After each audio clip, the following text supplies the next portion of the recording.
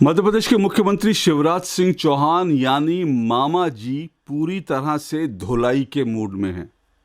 आपने देखा होगा कि पिछले दिनों मध्य प्रदेश में एक बहुत ही शर्मनाक जो है कांड सामने आया।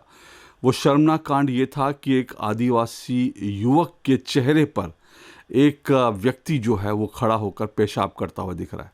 मुझे लगता है बड़ा घिनौना काम है और जिसने किया था वो उसके बारे में तो हम सब जान ही चुके हैं और उसके ऊपर जो कार्रवाई हो रही है वो भी हम देख रहे हैं।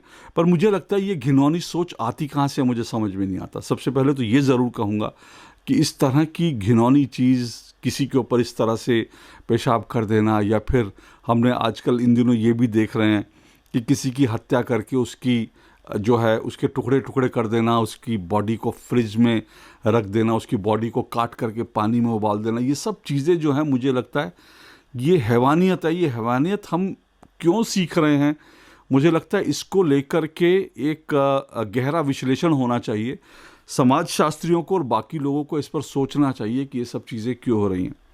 बहरहाल ये जो पूरा घिनौना कांड था उसके बाद से जो है एक बड़ा समस्या जो है बीजेपी के सामने खड़ी हो गई थी, क्योंकि मध्य प्रदेश में ये घटना हुई और पता चला कि ये जो व्यक्ति है ये बीजेपी का कार्यकर्ता बताया जा रहा था और बताया जा रहा है, अभी भी इसको बताया जा रहा है कि बीजेपी का कार्यकर्ता ही है।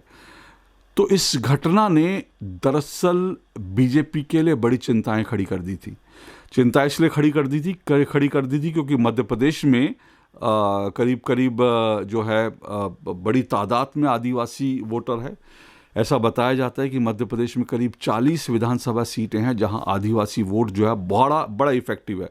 और बात सिर्फ मध्य प्रदेश की नहीं है, बल्कि अगर राजस्थान में चले जाएं, राजस्थान में, दूसरी तरफ अगर झारखंड में, इन तमाम राज्यों में, कई राज्यों हैं ऐसे जहां पर आदिवासियों की तादाद बहुत काफ़ी संख्या में है और वो निर्णायक होते हैं कई सीटों पर। इसलिए चुनावी साल में, क्योंकि अभी इस साल जो है मध्य प्रदेश में विधानसभा के चुनाव होने हैं और उसके बाद जो है लोकसभा के भी चुनाव होने हैं, तो ऐसे में ये पूरा जो घटनाक्रम सामने आया, जो वीडियो आया, उसने बीजेपी के हाथ पांव फुला दिए थे।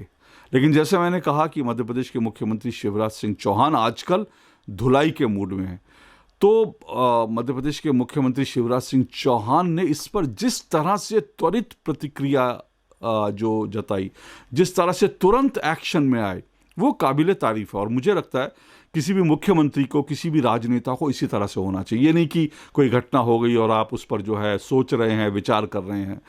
तो शिवराज सिंह चौहान ने तुरंत जो है जितना डैमेज इस घटना से बीजेपी को हो सकता था, होता दिख रहा था, मध्य प्रदेश के मुख्यमंत्री शिवराज सिंह चौहान की जो राजनीतिक सूझबूझ है उससे उन्होंने इस डैमेज को रोक लिया। उन्होंने तुरंत डैमेज कंट्रोल के लिए पहला काम ये किया कि हालांकि वो व्यक्ति बीजेपी का कार्यकर्ता था, लेकिन इसके बावजूद उसको तुरंत जो है उसको गिरफ्तार किया गया। वो कहीं छुपा हुआ था, पुलिस ने धरपकड़ की और उसको गिरफ्तार कर लिया। गिरफ्तार ही नहीं किया बल्कि उसके ऊपर एनएसए लगा दी, जो एक बड़ा मामला है। मतलब एनएसए लगाने का मतलब जो है कि सरकार कितनी सख्त हो सकती है, ये उसका उदाहरण है।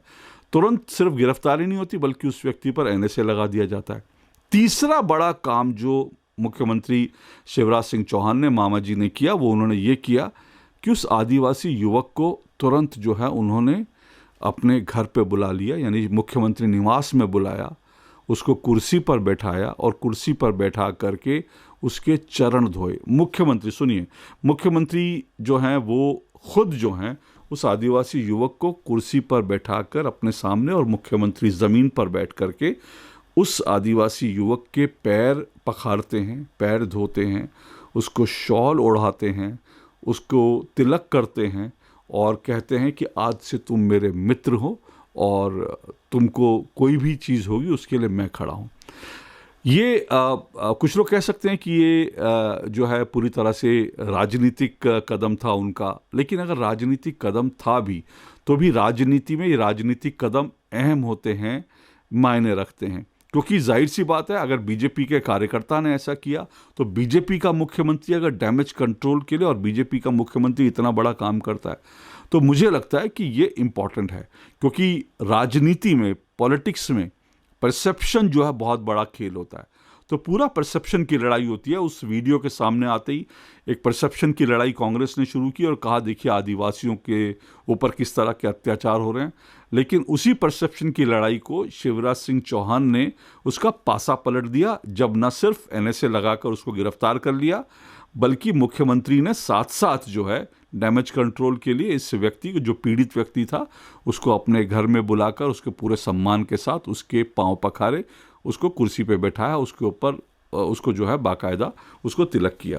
साथ साथ मध्य प्रदेश सरकार ने एक और काम किया। एक और काम ये किया कि ये जो व्यक्ति है, जो बीजेपी का कार्यकर्ता बताया जा रहा है, उस व्यक्ति के घर, उसका जो मकान था, उस मकान में जो भी उसने अवैध निर्माण कर रखा था उसके ऊपर बुलडोज़र चला दिया, रातों रात बुलडोज़र चला दिया। तो ये सारा एक्शन जो है 24-48 घंटे में हुआ है। तो इतना क्विक रिएक्शन, इतना क्विक एक्शन जो है वो दिखाता है कि राजनीतिक सूझबूझ जो है शिवराज सिंह चौहान जो है उसमें कितने परिपक्व हो चुके हैं, कितने माहिर हैं।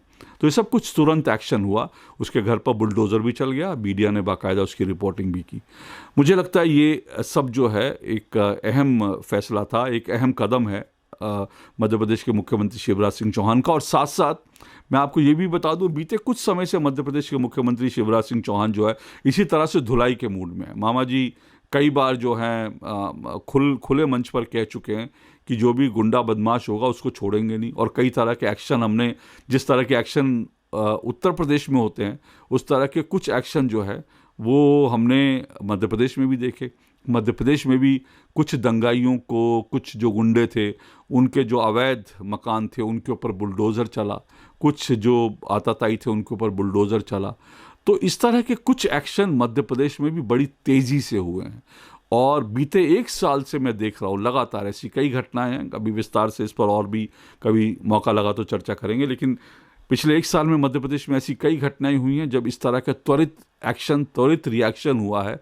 और मामा जी ने धुलाई चालू कर दी, अपराधियों की धुलाई करी, दंगाइयों की धुलाई करी, और अब उन्होंने बाकायदा उस आदिवासी युवक के पैर धो दिए जो एक बड़ा मुद्दा बन रहा था मध्य प्रदेश में। तो एक तरह से उन्होंने जो पैर धोने का काम किया, एक तरह से उन्होंने कांग्रेस के हाथ में जो एक बड़ा मुद्दा आ सकता था उस मुद्दे की भी धुलाई कर दी।